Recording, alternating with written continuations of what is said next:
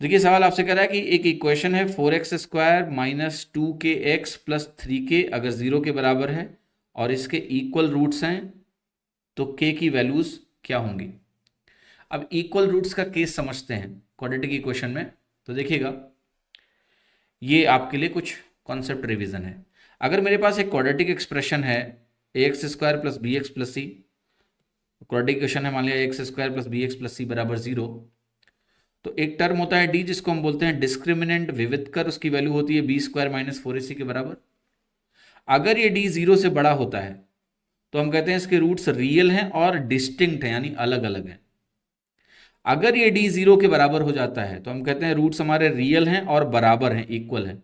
इन दोनों को अगर कंबाइन करके देखेंगे तो हम बोलेंगे जब डी हमारा 0 या 0 से बड़ा होता है तो रूट्स रियल होते हैं, रियल रूट्स की कंडीशन होती है। इसको मैंने ब्रेक करके लिखा है रूट्स रियल एंड डिस्टिंक्ट यानी अलग अलग, डी बराबर 0 पे, डी ग्रेटर देन 0 पे और डी इक्वल टू 0 पे रियल और इक्वल हो जाएंगे रूट्स आपके। डी जब 0 से छोटा होता है तो रूट्स हमारे इमेजिनरी रूट्स होते हैं। ये तो एक बात हो गई, मैथमेटिकल बात हो गई। अब रूट इक्वल का मतलब क्या होता है ये भी समझ लो कि कुछ सवालों में ये भी बहुत हेल्पफुल हो जाएगा।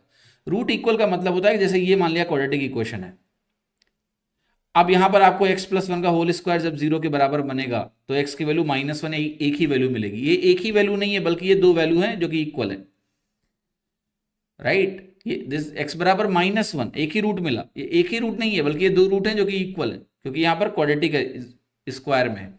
अब जैसे आपके पास इक्वेशन होती है x² प्लस 5x प्लस 6 बराबर 0, ये एक परफेक्ट स्क्वायर नहीं है। तो जब परफेक्ट स्क्वायर नहीं होगा तो जब आप इसको फैक्टराइज करोगे तो आपको ऐसे फैक्टर मिलेगा x plus 3 into x plus 2 बराबर 0। तो इसका एक रूट बनेगा जब आप x प्लस 3 को 0 के बराबर करोगे तो x बराबर -3। दूसरा रूट मिलेगा जब x प्लस 2 को आप 0 के बराबर करोगे तो x बराबर -2। तो दोनों रूट्स क्या हैं, अलग अलग हैं। तो अलग अलग वाले रूट में फैक्टराइजेशन कुछ ऐसा होगा और जब रूट्स इक्वल होंगे तो पक्का एक परफेक्ट स्क्वायर बनेगा जिससे सिंगल रूट मिलता हुआ दिखेगा आपको। सिंगल रूट का मतलब दो रूट सेम सिंगल है। तो ये ध्यान रखिएगा, इससे कई प्रश्नों में इससे बहुत फायदा मिलेगा और यहां पर इस नॉलेज से फायदा मिलेगा। तो अब सवाल में आ जाओ। सवाल कह रहा है कि भाई हमारे पास एक इक्वेशन है, इसके इक्वल रूट्स हैं, तो बताओ के की वैल्यू क्या है। तो आप कहोगे यहां पर इसको आप कंपेयर करोगे ax² plus B X plus C बराबर 0 से। ये स्टैंडर्ड जनरल क्वाड्रेटिक इक्वेशन से कंपैरिजन करेंगे। ए की वैल्यू मुझे दिख रहा है 4 है, बी की वैल्यू मुझे दिख रहा है -2k के बराबर है, सी की वैल्यू हमारी 3k के बराबर है। अब हम कहेंगे रूट्स अगर इक्वल हैं तो डिस्क्रिमिनेंट 0 होना चाहिए, यानी हमारा b² माइनस 4ac 0 के बराबर होना चाहिए। b² यानी हो गया 4k² -4, a की वैल्यू हो गई 4, c की वैल्यू हो गई 3k, ये वैल्यू 0 के बराबर होनी चाहिए। अब राइट साइड अगर 0 है तो पहले ही 4 कॉमन लेके हटा सकते हैं, ठीक है।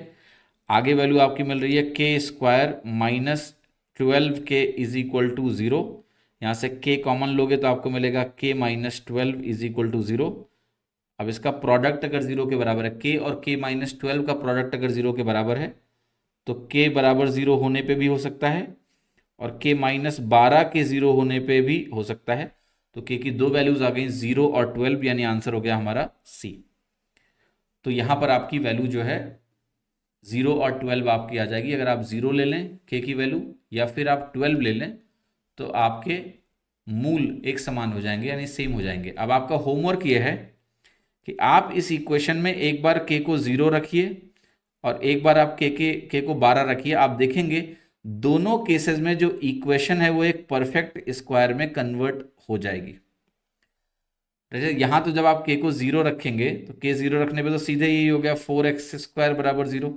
तो इसके दोनों रूट्स हो गए 0,0 एक तरह से। x² एक परफेक्ट स्क्वायर है। और अगर आप k को 12 के बराबर रखेंगे तो आप जरा होमवर्क है आपका घर पे चेक कर लेना, ये परफेक्ट स्क्वायर बनेगा ही बनेगा।